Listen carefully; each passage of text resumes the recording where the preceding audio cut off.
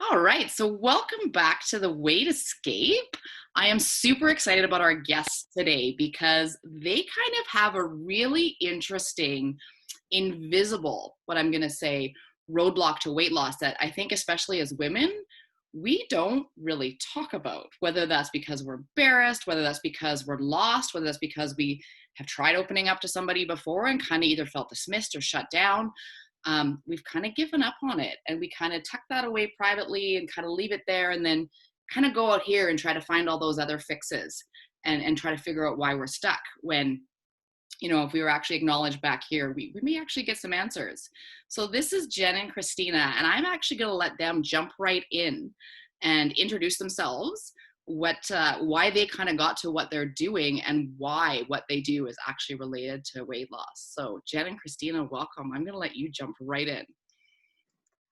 Thanks, Jen. I am Jenn Lormand. I'm a mom of 3, and I have stage 2 pelvic organ prolapse. I'm an exercise physiologist. I'm Christina Walsh. I'm a physical therapist and a mom of 2, and I also deal with a rectocele and had a diastasis recti and an umbilical hernia from my 2 births. Oh, good call. So yeah, I also had a 5-finger width DR and 2 umbilical hernia repairs and a DR repair, and yeah, all of those things. But that is the start of our story. But we're going to backtrack a little bit and kind of connect the dots as to why that matters. Right. Right.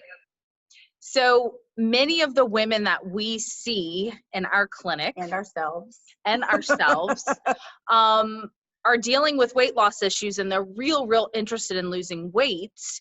And we've noticed a couple of common denominators there. Many of them, since having a baby, will come in and say, I just can't do the exercises that I used to do before I had a baby. I used to be a huge runner, or I used to be a CrossFitter.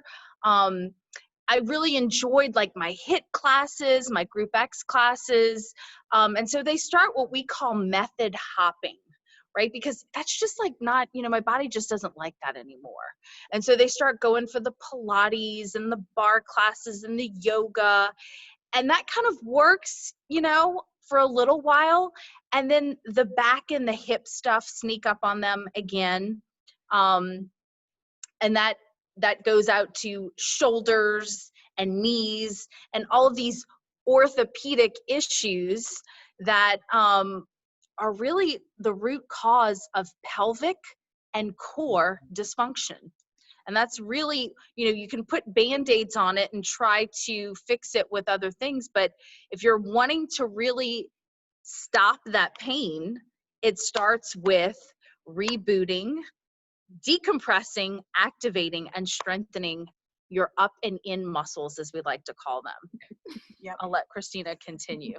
No, I think that was a fantastic explanation. And I love the way you said at the beginning, Jen, it's an invisible barrier to weight loss. And that is the frustration that's where we meet a lot of these women in their story, is that they've had the kids, maybe they're done having kids, and now they're really ready to pick back up this journey to get rid of the baby weight, but they have run up against these roadblocks of being unable to do all these exercises because the issues, the pelvic pressure, pee or poo issues of whether it's frequency, leakage, call it incontinence, urgency, or have the back and hip pain, tightness, have all caused them to accept, as Jen said, that I just can't do that anymore, or they haven't found that magic bullet, the thing that does work again to lead to the weight loss that they're really after, because we haven't gotten to the core. We haven't gotten to the root cause. And many of these women, bless their hearts, have gone and reached out to orthopedists. They've gone to their OBGYN because, they're having their peeing 20 times a day and they're like over it, and they get a pill for that, right? Or they're going to a gastroenterologist due to all of the bowel issues that are really rectal issues coming from rectocele and prolapse. But they've kind of separated all of these things in different issue buckets, if you will. And it's really why we're so passionate about what we do, because we're like, we're going to help you fix this and this. And did you know that, you know, peeing on yourself is actually connected to your back pain? And people are like, what? Are you serious? Like, Yeah, and often women start working with us because of one of those issues. correct. They say, hey, I heard you guys really helped my friend with this. And then they're elated when they realize all of that stuff is getting better all at the same time. And that really breaks down that barrier to weight loss, because they can move better again without all the limitations. That's awesome. So how did you guys end up doing this? Because like physical that's therapy, like how that's did a cool how did you story how too. this way? So back to my 5-finger width DR after my 3rd pregnancy. Can you just back up and say what a DR is? Sorry, just A diastasis recti. So it's a separation of your abdominal muscles, and it's a very common thing that happens during pregnancy. And I would say probably 70% of women post-pregnancy that is not healed and closed. So it is an abdominal wound of sorts that really does need to be treated with a little bit of delicacy in terms of limiting what you are doing postpartum, the intensity of exercises. But so I was dealing with intense back pain from having like I could literally fit my entire hand between my 2 abdominal muscles, and really trying to avoid having surgery, which I did end up having to have surgery. But I was looking at alternative treatments, and lo and behold, I came across this girl right here with integrative manual therapy. I hopped on her table, and my DR actually did move, like close, when she was treating me. And I'm like, what is this? This is phenomenal. Like, so I went for a couple more treatments, decompressing my back, getting some sacrocranial work. And I begged Christina, I was like, you have to come and work on my people. My people that I work with need this. And so I pushed her to open up shop in my shop and rent some space.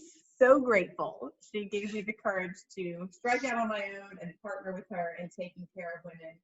And I've never looked back, and it has been the most wonderful organic partnership that continued to grow and change. And we went together to a course several years back and found an entirely new tool and new approach to use in rehabilitating women from the core up. And it's called the pelvic core. It was invented by a women's health PT. And then we took that tool and kind of, especially Jenn, really refined its use and perfected a protocol. We did, using recovery tools. So helping women manage the pain symptoms as they're trying to build strength. And so it's really a balance of those 2 things that our program deals with. People started saying, and even myself included, I tried it out on myself first, and I was like, I feel better. But, you know, being the inquisitive kind of science nerds that we are, it's like, well, what is better? Like, how do we define better, right? So then I was like, Christina, you know, let's like see if one of my old professors might be interested in doing a research study. And we naively undertook that project. You know what that's like. So 3 years later, we are published in the Journal of Women's Health Physical Therapy. Fireworks, no idea that was going to take 3 years. And the women that we worked with in the study who trusted us to help, you know, help them recover from all these symptoms we've been talking about, started asking us, oh my gosh, I have this friend in Houston, my cousin in Virginia, my mother-in-law over here. They desperately need this. I feel so much better. I can't even explain it. Can you record a video for them or something? And we got asked that enough that we thought, there's something to the it. world's telling us something, and we really undertook another project. Which is starting a new business on top of our already existing practices together. That is called Tighten Your Tinkler. And we are so excited to be offering this research-tested program online. And we have dialed it in because of the research, which even forced us to do that even more. So it knocks out all these symptoms, and it gives women the chance to get back to the exercise that will produce the weight loss.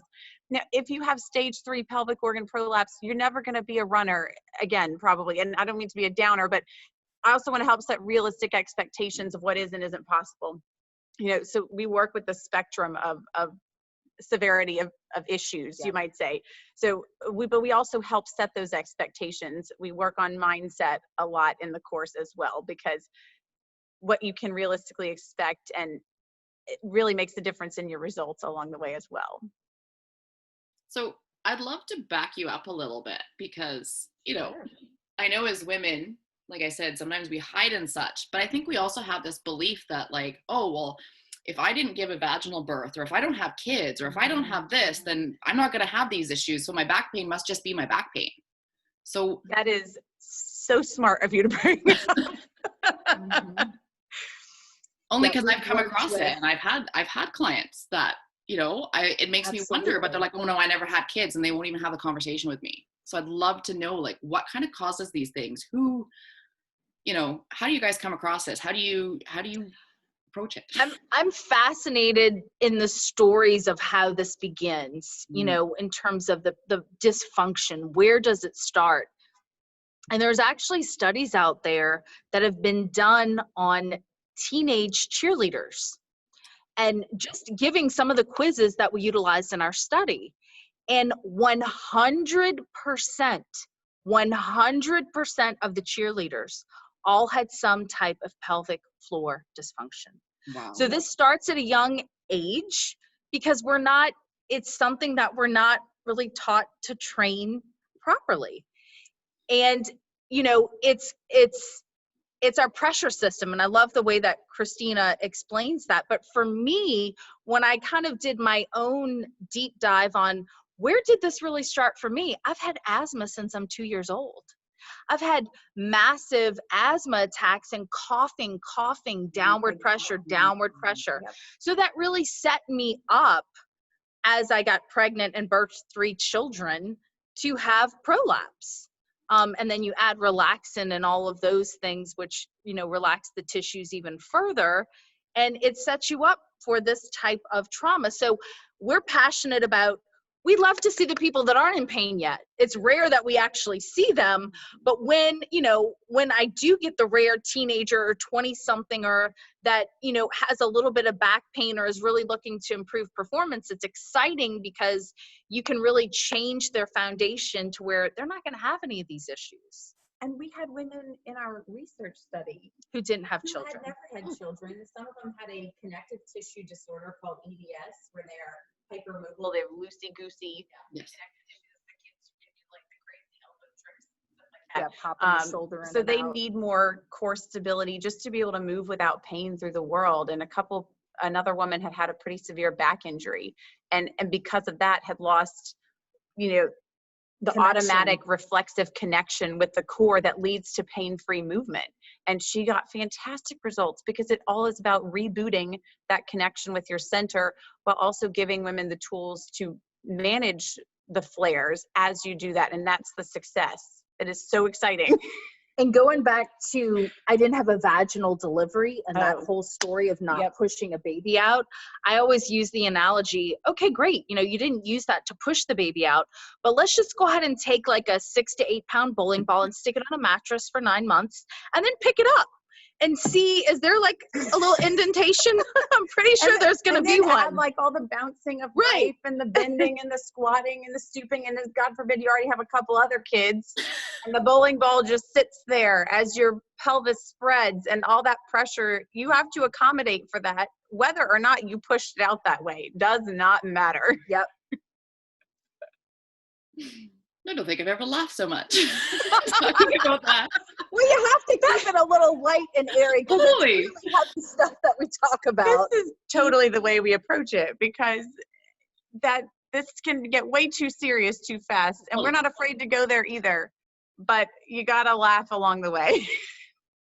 So I gotta ask the big question, because I'm sure, thinking about the bowling ball and the pressure and the pressure and the pressure, how many women that are listening to this are going, yeah, but I do Kegels? So man. Glad you brought that up. Wow, I love that question, because they don't work and they can actually cause problems. And Jenn has my favorite story of they don't work, and it is incredibly validating of how and why they don't work. I love this one. So I used to be a professional Kegler. Not really, but I called myself the queen of Kegling because you know, I had a very traumatic delivery with my first delivery, which led to vulva varicosities in my second pregnancy. Fourth degree tear. A fourth degree tear and all those things. So, you know, Kegels, 16 years ago, Kegels were where it was at, right? And it's what I taught women to do. It's what I did. I could do me some Kegelen. I did every variation of Kegelen. I could move my cervix forward and backward and side to side in all the fancy ways. So I have my third kid and I see that there's something protruding out of my vagina. Very nervous, go to my OBGYN, finally get a referral to a urogynecologist. And the urogynecologist examines me, and part of that examination is he asks me to perform a Kegel as he's examining me. And his eyeballs get this big. And he's like, oh my goodness, your pelvic floor is very strong. And immediately my thought was, okay, great, then why is something falling out of it? Like, and if why, it's so strong. And why am I still leaking urine, and why does my back still hurt? Yes. And okay, yeah, what now? So he immediately said, well, you know, there's no point in referring you to PT. You already have great strength. You're stronger than almost any other woman that I've ever examined. Here's the surgery that I'm going to recommend for your pelvic floor suspension for a stage 2 pelvic organ prolapse.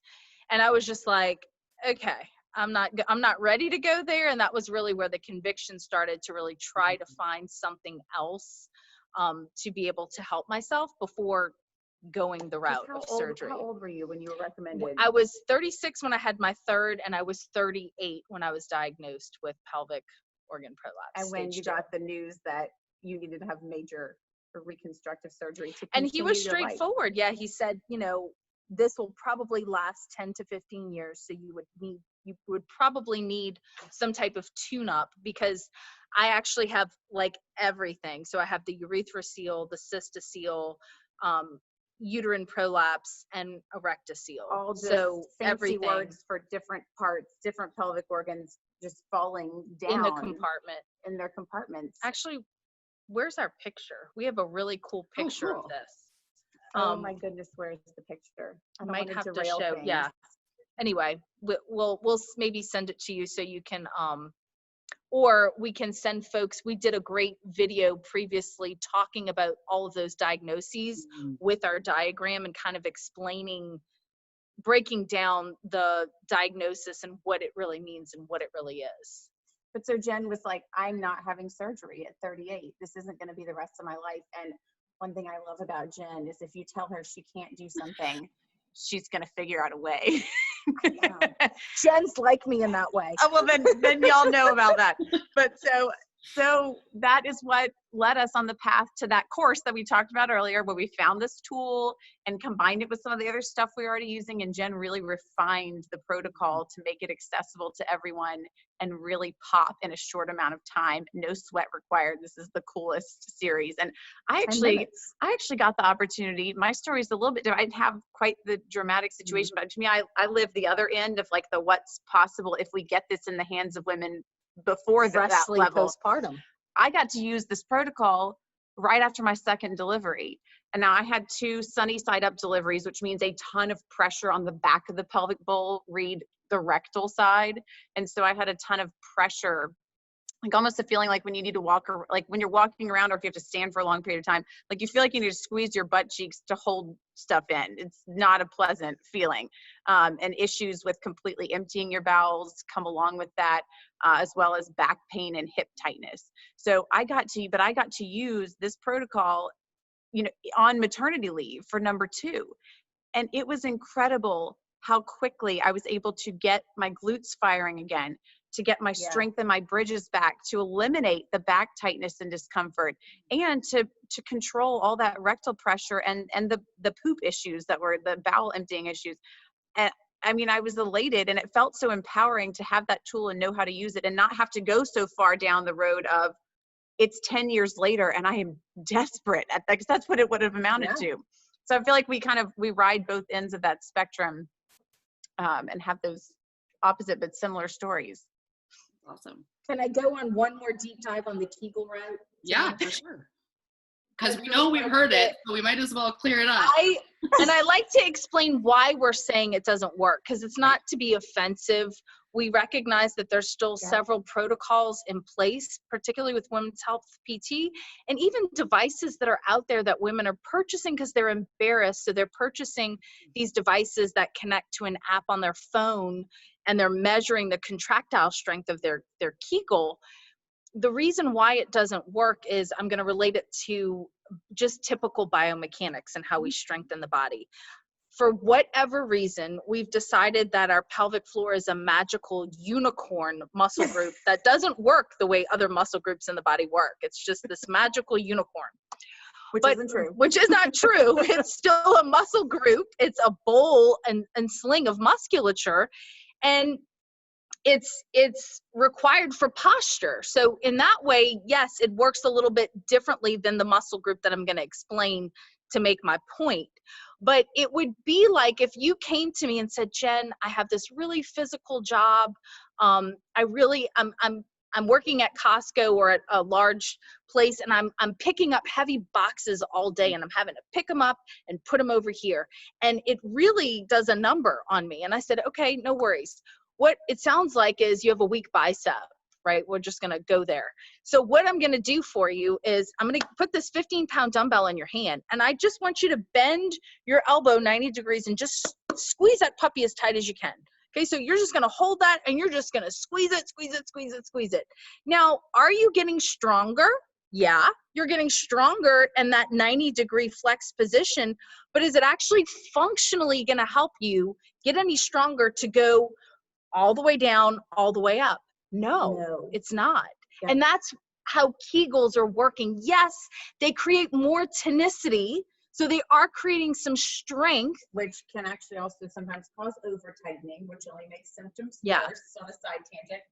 But they don't create that strength, as Jen said, that translates into strength in real life, which is why you're doing them in the first place. You want to be stronger and not leaking urine when you bend over to pick up the laundry basket or load the groceries in and out of the trunk, or go to have an outing with your family where you're standing for a long period of time. That's when you want those muscles supporting you. But if you just do repetitive squeezing in one position, laying on your back, or even sitting up, it's not going to translate into, when I'm in that squat and my knees are spread apart, and you've got an eccentric load on your pelvic floor, those muscles are going to fail you.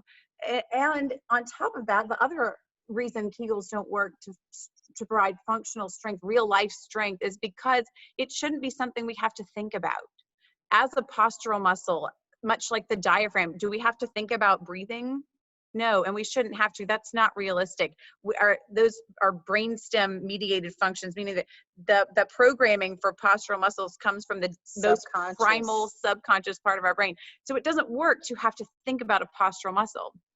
And it's never going to. You don't have enough brain space to think, oh my God, I have to squeeze before I do anything. Well, which is why we cringe when we hear on these Facebook groups and whatnot, we get tagged on some comments in different mom groups where, okay, cross your legs, Kegel and sneeze, or cross your legs, Kegel and cough.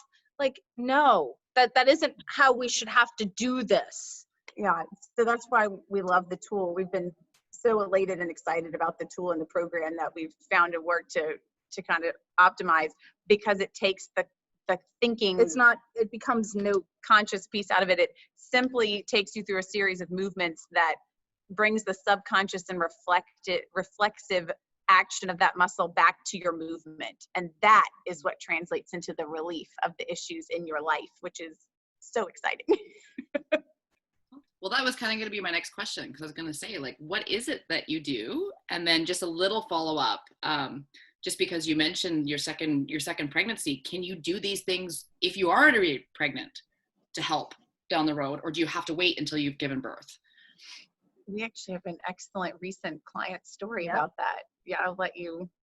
We had our first customer who purchased the program pregnant. I've trained pregnant women for a long time. There's some modifications that you have to make when you're doing our program pregnant, but she did it during pregnancy due to some pain issues that she was having, pain and pressure. She did great. She said it helped alleviate those things during pregnancy, had her second baby, and then began having prolapse symptoms 2 weeks postpartum, reached out and said, oh my goodness, I'm having these symptoms. What do I do? I mean, and she's panicking because she literally saw something falling out of her body 2 weeks after having a baby. And she's a fit, strong, young mom, and she's panicking. So she reached out, already part of the program. And the good news, the summary is, Jenn was able to reach back out to her and say, you're going to be okay. Do this. You already have all the tools you need to manage this. You don't even realize it, because she had done it in a different phase, but she already had the tools. And Jenn just said, okay, go back to this part of the course, do this in this order, and prescribed for her the answers that she actually already had, and just reframed them a little bit. But within 24 to 48 hours, she already saw that receding for her. The pressure started going away. I mean, this is not rocket science. It's really not. I mean, these are really simple, easy techniques that we're giving folks that they can do at home. That's the beautiful thing of the program. And it's things like toileting positions and postures to help the body naturally decompress.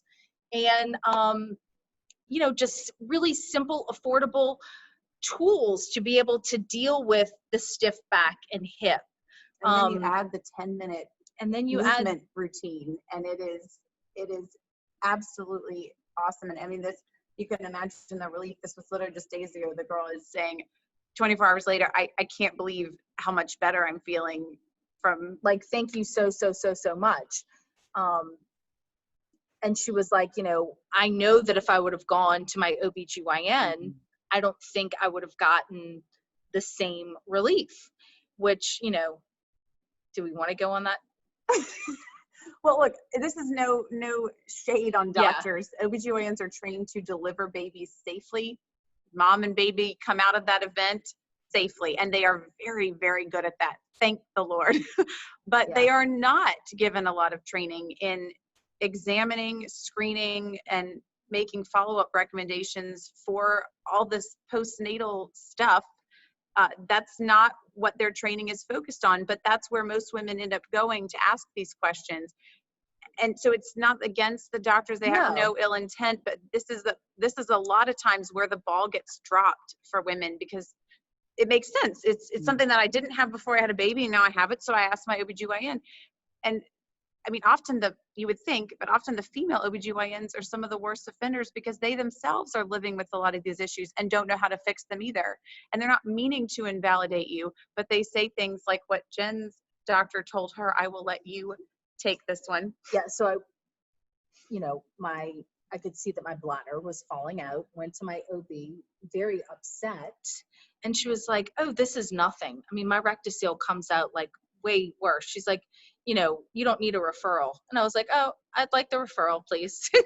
I'm going to have the referral. And so my not so bad was stage 2 prolapse of my bladder. That's kind of bad to me, kind of uncomfortable. But that's what we hear. And we hear that story over and over. I already went to my doctor for this. They said I'm fine. I went to the orthopedist for my back, and they said they took x-rays and everything's fine. Yeah. Yep. And so, you know, it also comes down to educating, you know, our practitioners on giving them the information to make it easy for them to take care of their patients, which we all know that's why people get into medicine in the first place, is because they want to help take care of people. But doctors are specialized, and they do know their specialty well, but very often something outside of that scope they aren't as familiar with, which is every practitioner and professional ever. So this is one of those things that has been dropped in the medical care system. It's not systemized, particularly here in the U.S. Well, yeah, we can definitely speak to that there's no formal screening process for pelvic organ prolapse that is automatically undertaken. And even if you are lucky enough to get checked for a diastasis, a DR, very often the practitioners completely miss it, because they're actually not really quite trained on how to check for it properly. My midwife checked me and missed mine. I mean, I'm one example. So these are, and we teach that in our course, how to check yourself and then how to close it. So these are all pieces of they're one box. They can all be fixed with one set of one one protocol. protocol. Yeah. Well, I love that you said that, because I think there's a lot of women out there. I mean, I've had an experience myself where you kind of go when you're vulnerable and you ask. And if you get dismissed like that, I think sometimes it's hard for us to just realize that, you know, physicians, like you say, are very, very good at what they do, but when they specialize, they're very good at this piece. And sometimes they don't know outside. And like you said, maybe it's their own fear, maybe it's their own thing where they don't know how to recommend, or maybe they don't know the right person to send, or don't even understand that there is an issue. And I think that that's unintentionally left many of us kind of giving up and being like, oh, well, I guess this is all there is. And, you know, why would I go and try something else when really we need to learn how to be advocates for ourselves? And if it's like, okay, it just doesn't feel right, how do you take that chance to go ask again, right? Like, where do you go and how do you take that chance, and how do you stop hiding? Because you deserve, you know, A, the acknowledgement that you're right, something isn't right and your feelings aren't wrong, and B, there is help, or there is support, or there is somewhere to start. Couldn't have said it better, You Jen. said that so beautifully. And that's really the invisible barrier, right? Is pain. You know, they've tried to address the pain. Oh my gosh, and they and the move thing we less. didn't mention is the pain with sex, the pain with intimacy. It's the pain, I thought we didn't even mention that yet. And that can cause such a problem in your relationship. And if that is a part of this ball of wax, it's very same ball of wax too. And that is a massive quality of life issue. And yet another form that this pain takes on. So I just realized we haven't talked about that. I'm so happy you brought that up. And that is something that we help with. I always like to caveat that with, you know, this is the higher up pressure pain and not the menopausal vaginal dryness pain that women experience, because they are two different things. We can make recommendations for the menopausal pain, but this is really a higher up pressure pain in your abdomen. Like, why does it hurt there? Or pain at insertion, but for a different reason. So we've had questions on that, so I always try to distinguish the two. So sorry, go ahead. No, go ahead. Go ahead. I was going to say, what would you suggest to women then that maybe hearing this, or maybe, you know, their mom's heard this or their friends heard this, and they're having a conversation about what to do if you're in that spot where you felt dismissed, or you're like, I just know something isn't right and I just don't know if I have the guts to reach out one more time? I mean, I always tell them, buy the program. There's a 30-day money back guarantee. Like, you really have nothing to lose and everything to gain. You know, there is hope. And I share my own story, you know, which is one of hope, because I had a lot of symptoms and pain. And if I overextend myself and do things that I know better, like, you know, wear my cute heels and, you know, decide, hey, I feel like swinging a 50-pound kettlebell today, you know, I might have some things rear their ugly head. But for the most part, I'm able to manage that pain and do all of the things that I really enjoy doing. And if you're wondering, is this me? Yes. Maybe you have heard a few little nuggets of like, I think I'm having that, or, oh gosh, she said this thing and that thing. Wait, I have a little bit of some of those things. Our website, tightenyourtinkler.com, we've tried to make this easy and quick for each woman to really figure out, is this me? There's a quiz, 5 minutes on our website, and it will give you your answer right away. Yeah. We took, these are the exact same research validated assessment questionnaires that we used in our study.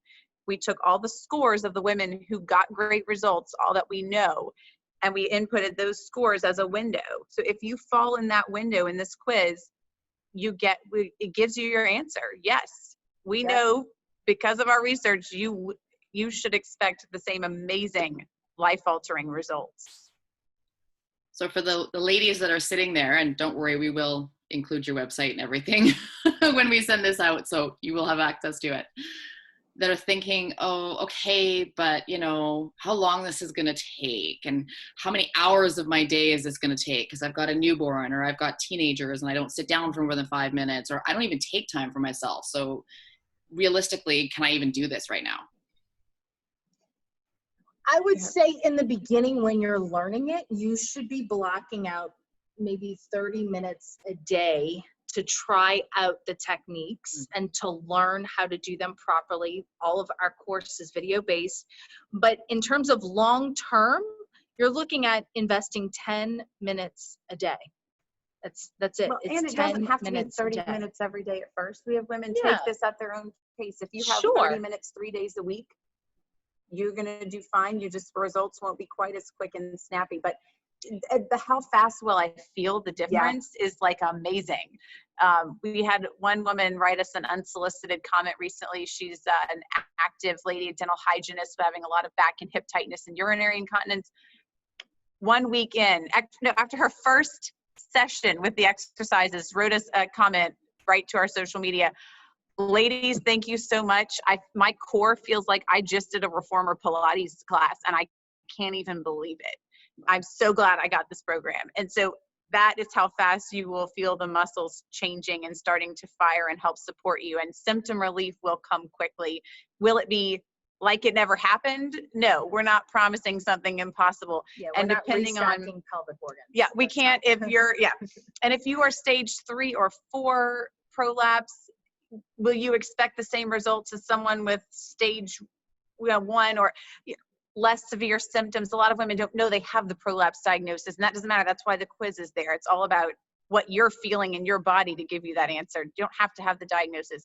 So you will start to feel those changes and improvements so quickly, which it's amazing to me when I feel how much better I feel, how I can make the 10 minutes to make it work. And I can squeeze it in even when I thought I didn't have it, because I'm feeling it and I'm very motivated to do it. Well, and Jen, that's also where the Kegels come into play, because it's the one time that I ask women to Kegel is pre and post the first couple sessions, because we use that as a diagnostic tool.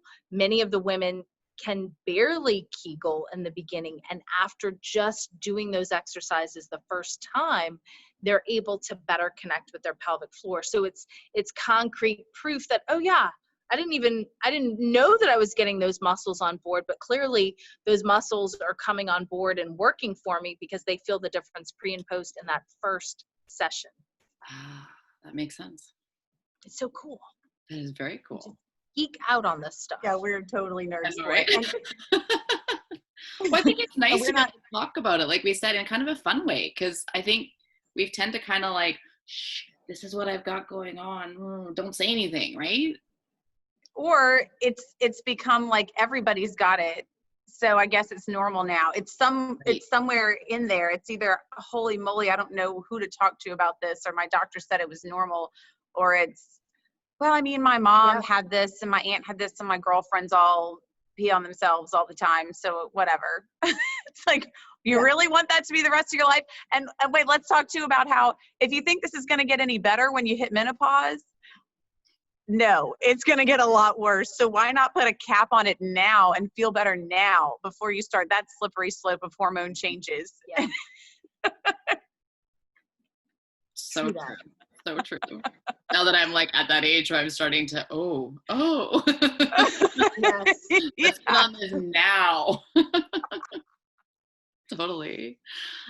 So for those of you listening, these ladies are actually offering you a 7-day program. If you guys want to speak to that a little bit, we'll have the link and everything available for you, so you can test drive this a little bit and see what they're talking about and get to know them just a little better. I know in 45 minutes we don't get to, like we said, we could talk about this probably for hours, but just get a little taste of you guys and what you're doing. So I know you guys have a 7-day program. You could say a little bit about that.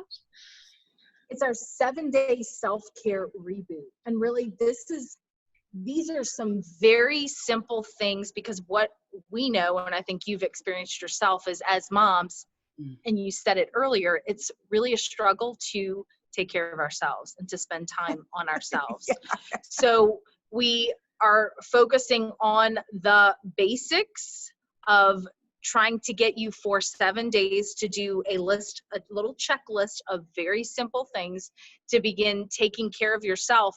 And we've had folks go through this 7-day program, lose a couple pounds, lose up to an inch on their waist, because we're talking about hydration and fiber and just making these small commitments to yourself to do something consistently, which really changed the mindset to get you geared up when you do purchase the program, which we really hope you do. It'll set you up for success. And we've got $100 off just for your listeners. Yeah. Oh, sweet. Okay. We'll make sure we include that. We want women to feel the power of taking back that control of their body, because that leads to so many other positive changes when you feel like you're not broken and your body hasn't betrayed you and it's going to be okay. I love that. Yeah. I love that. So before we end, I like to actually ask all of our speakers, if you could go back, Jen, I know yours is maybe a little bit clearer, but if you could go back to that moment of sitting in the doctor's office with the prolapse, and I know you're a, you tell me I can't do it, I'm going to do it anyway person. Not all of us are. Well, I can relate. Not everybody does.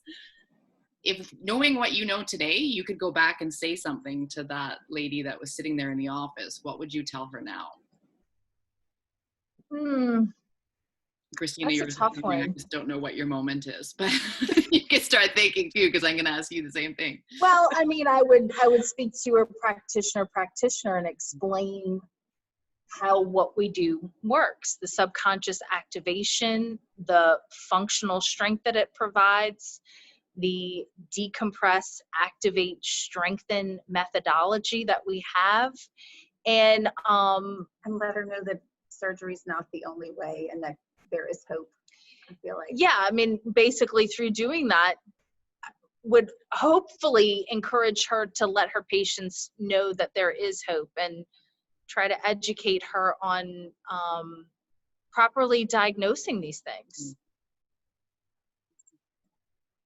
Christina, you have, so you're really wanting to know like a life-changing moment? Like, yeah, it was like a moment for you, whether it was maybe even choosing to do this kind of work, or like you say, a personal experience for you. If you could just tell us a tiny bit about what that might have been, and then if you could go back to that moment where you made a big decision or made a big change, what would you want to say to that person now? I think the terror of feeling like, for lack of cleaned up language, that my butthole was going to fall out, which is a terrible feeling. I feel like the moment I started to feel my muscles support me again and know that I had control over that issue and it was not going to rule my life, made me feel like I had to do whatever it takes to get this care out there to every woman who needs it, and to let them know that we don't have to accept this stuff. You know, I was never, my symptoms were different than Jen's. I was never leaking pee, but rectal pressure is miserable. I mean, it's like, and just something you can't tune out. I've never been able to tune it out. On top of back and hip stuff, which my version of that never got terrible. But like I said, because I had access to the tools to take care of it so early on, what an amazing blessing. But that only further drives my, conviction to do what we did, to start a new business, to film all the program, to dial it in, to get it out there, because that is an emotional weight that I've never had to bear for very long, because I know I've got the tools I need to feel better. It's like, ah. Well, and it is, it's such personal and intimate issues that I think many women, because maybe they have tried before, kind of have gone into survival mode. In order to survive, you have to cut that off. You have to shut that down some kind of way. And decide it's not that bad. I'm really okay. And I get it, because I still do that on the regular. I think we all still do that on the regular. So, oftentimes women come to our website, they take the quiz, and they are a little taken aback by how bad it is, that they actually have a lot of these symptoms, and just reminding them that there is hope. There is hope. It doesn't have to be that way. Like that. Is there anything else that you two think we've missed, or that you want to get out there? I just think this, I mean, like I said, I could stay in here all day. I think this topic is so important. Like you say, it's so connected and yet it's so invisible, but yet almost vital, like I would say. An important part of what we love doing for women is helping them connect those dots and helping them get to that relief and that goal. And we have a private Facebook support group where we can help customize and tailor the program to your exact set of symptoms and issues. You can post videos of yourself doing something you're not sure of, pictures of yourself in there, and it's all just us. Yeah. We're the only ones behind the scenes, and it's all the women who are already dealing with their own version of these issues. And so there's that automatic safe place to get customized support built in, because it truly fills our souls to get the response from, like the girl we talked about earlier who called Jenn, or reached out to Jenn in a panic. Oh my God, something's falling out of my body. And then 24 hours later, she's already better, and we've completely out of that panic, and we can provide that for each woman. And it is truly why we do this, and that's a part of this also. Yep. Well, I know, Christina, I don't know you as well as I know Jenn, but getting to know you has been a lot of fun. I love it. And I do deeply believe in what you're doing. So honestly, if you're wondering about any of this, please go to their website, reach out. You're not sitting alone in this. And I know it can be terrifying. And I know you say it can be embarrassing. And how do we talk about these things? Especially if you've been dismissed before. But please don't give up. Please just. At the very least, like, just give us a like, follow on social media. You can really get to know us a lot better that way too. Yeah, and got some great content. How we teach, and helping you really put your own story together, and an opportunity to give us those direct messages and interaction there too. So just start there. Awesome. Well, thank you so much, ladies, for your time today. Please reach out to them. They're lovely. And if you think they're funny today, I can tell you from some of the videos that I've seen, you will have as much fun even watching their videos. And you couldn't be in better hands. Like they said, they're so passionate about this, and they really do genuinely care. So if you aren't sure, like, reach out, check them out, see what they're up to. You couldn't be in better loving hands, honestly. So you're sweet. Thanks so much, Jenn. That means a lot. Thank you for all you're doing. Yeah, I think this is incredible. Everyone really looking to walk that path. The inspiration that you're bringing by putting all this together is so exciting, and we're so grateful to have been invited to be a part of it. Thanks. All right. Well, thank you for your time. We'll say goodbye for today. And like I said, if you have any questions, please reach out. These lovely ladies, like I said, are just genuinely amazing.